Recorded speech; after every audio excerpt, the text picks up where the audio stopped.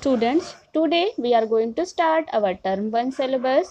We are including our chapter number 5, chapter number 7 and chapter number 13 in our term 1. Hello everyone, I welcome you all again in our next class. Students, today we are going to start our chapter number 5 and the name of our chapter number 5 is Natural Resources. Before starting the chapter, take your book and open your chapter number 5. Students, you all have to underline all the hard words of this chapter and write the meaning with the help of dictionary. आपको इस chapter के सारे hard words को बेटा underline करके रखना है and उसकी मीनिंग बुक में ही डिक्शनरी की हेल्प से आपको लिखनी है. Okay, now let's start the chapter. What is natural resources? The resources given by the nature are known as natural resources. बेटा, जो भी रिसोर्सेज हमें नेचर देती है उसे हम नेचुरल रिसोर्सेज के नाम से जानते हैं.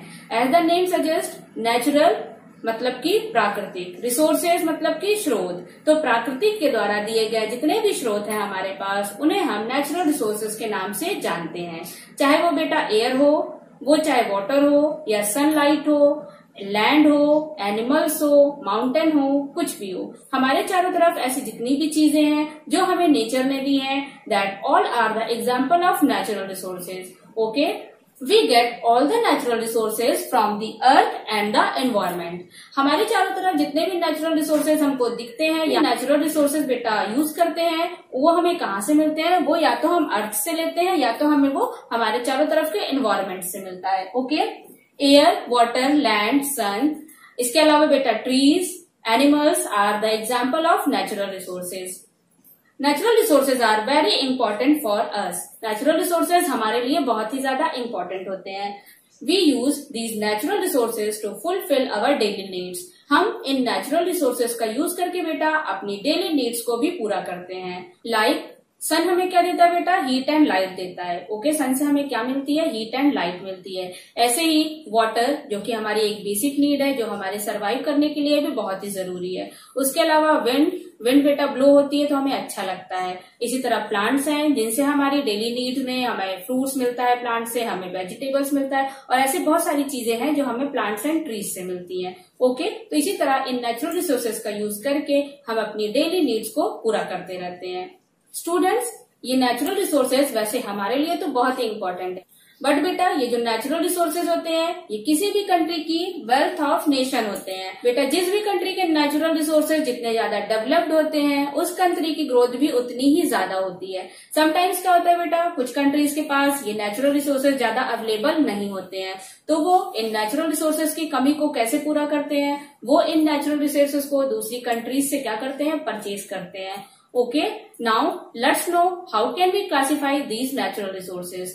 So here is the classification. We can classify these natural resources into two categories. The first one is renewable resources and the second one is non-renewable resources. तो बेटा अभी हम एक एक करके इन दोनों रिसोर्सेज के बारे में जानेंगे और पढ़ेंगे.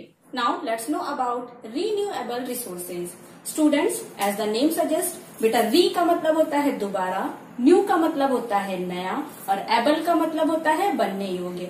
यानी ऐसे रिसोर्सेज जो दोबारा आसानी से बन जाए या रिप्लेस हो जाए उन्हें हम क्या बोलते हैं? रिन्यूएबल रिसोर्सेज बोलते हैं. ओके स्टूडेंट्स, सबसे पहले तो आप ये बात याद रखिए कि ये रिसोर्सेज हमें कौन देते हैं? नेचर दे रहे हैं. ओके, ये रिसोर्सेज हम कहाँ से ले रहे हैं? नेचर से ले रहे हैं.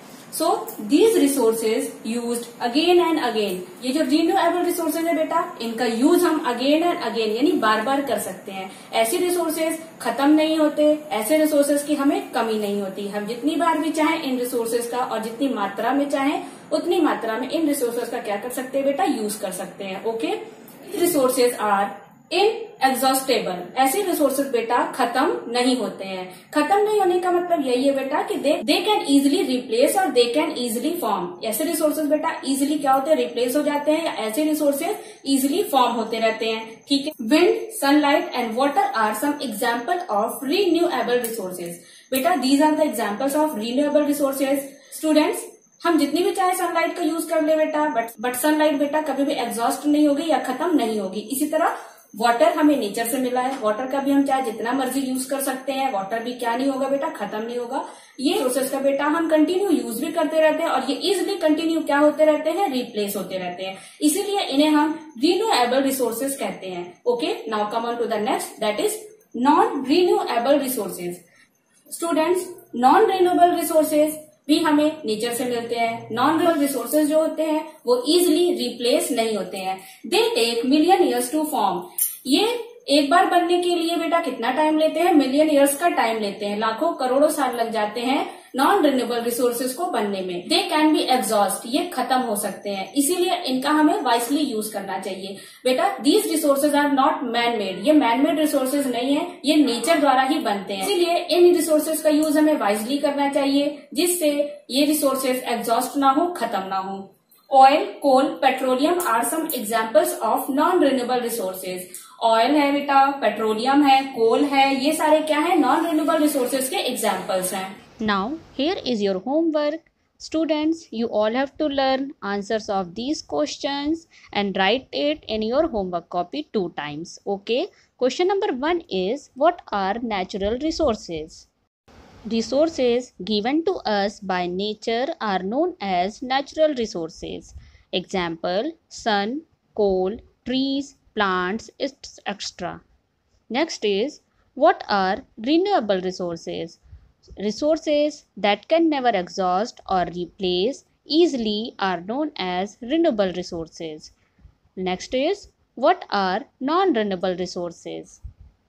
Resources that can be exhausted or cannot replace easily are known as non-renewable resources. बेटा आपको इन तीनों क्वेश्चंस के आंसर को प्रॉपरली लर्न करना है और अपनी होमवर्क कॉपी में in a very neat and clean hand writing लिखना है। Okay, thanks for watching.